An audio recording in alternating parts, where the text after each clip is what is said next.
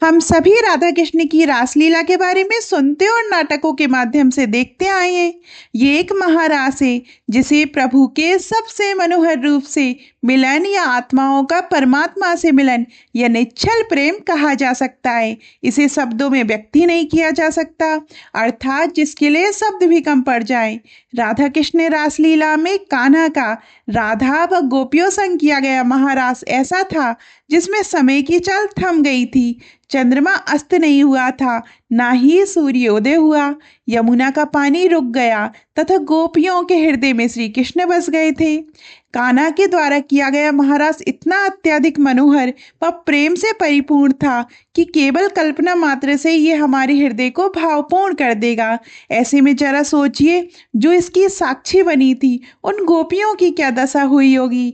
आज हम आपको कान्हा के द्वारा किए गए उसी महारास के बारे में बताएंगे। राधा व सभी गोपियों ने मिलकर महागौरी का व्रत किया था।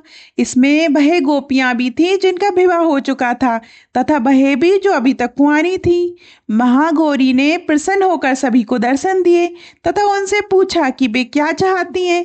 सभी के मन में केवल एक ही अभिलाषा थी कि जिन परम भगवान ने स्वयं गोकुल गांव में ग्वाले के रूप में जन्म लिया, वे उन्हें अपने प्रेमी या पति रूप में पा सके।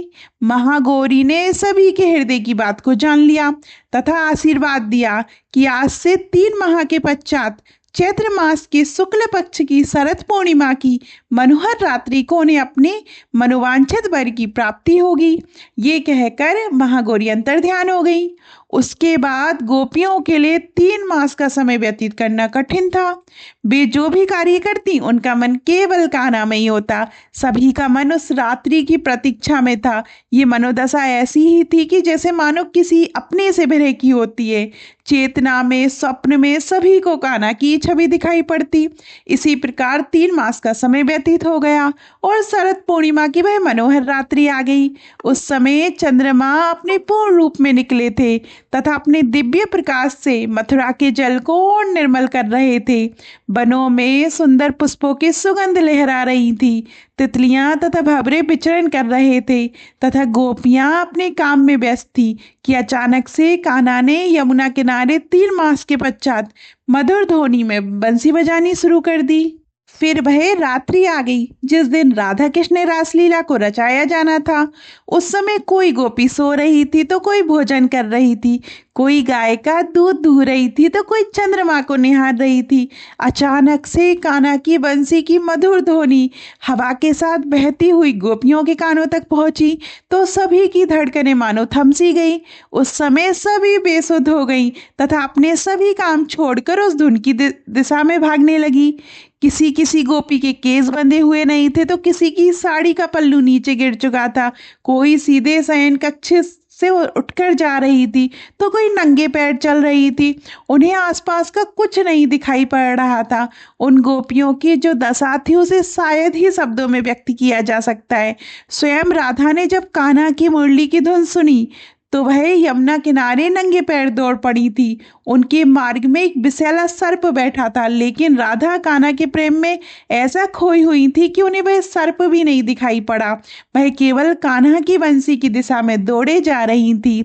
जैसे ही राधा सभी गोपियों संग यमुना किनारे पहुंची तो कान्हा को देख बेचैन हो गई। कान्हा अपने दिव्य मनोहर रूप लिए बंसी बजा रहे थे। राधा उनके पास गई, वह सभी गोपियां उनके चारों ओर खड़ी अपने कान्हा को निहारने लगी। कान्हा बंसी की धुन बजा रहे थे, वह राधा नाच रही थी। कान्हा भी राधा के संग नृत्य करते। जब कान्हा ने अपने चारों ओर देखा तो उन्हें सभी गोपियों की आंखों में एक बेचैनी दिखाई दी। वे सभी उन्हें पाना चाहती थी, वह उनके साथ नृत्य करना चाहती थी। कान्हा ने सभी गोपियों की इच्छा पूर्ण की तथा अपनी माया के प्रभाव से गोपियों की संख्या के जितने कान्हा का निर्माण किया। सभी गोपियां अपने कान्हा को पाकर भाव विभोर हो उठी। उसके बाद राधा कृष्ण की रासलीला का आरंभ हुआ जिसमें सभी गोपियां कान्हा संग मुरली की धुन पर नृत्य कर रही थी तथा उनके प्रेम में डूबी हुई थी। ये दृश्य इतना मनोहर था कि चंद्रमा अपने स्थान पर 6 माह के लिए ठहर गए थे तथा अगला सबेरा 6 माह पश्चात हुआ था, अर्थात ये महारास लीला 6 माह तक चली थी।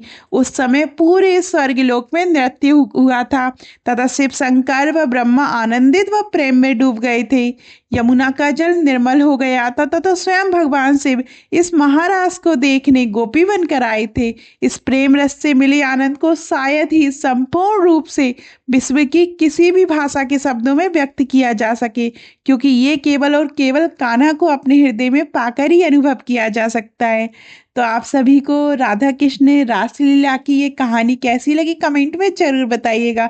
और अभी तक आपने हमारे चैनल परंपरा और प्रतीक्षा को सब्सक्राइब नहीं किया और हमें फॉलो नहीं किया है तो जल्दी कीजिए। धन्यवाद।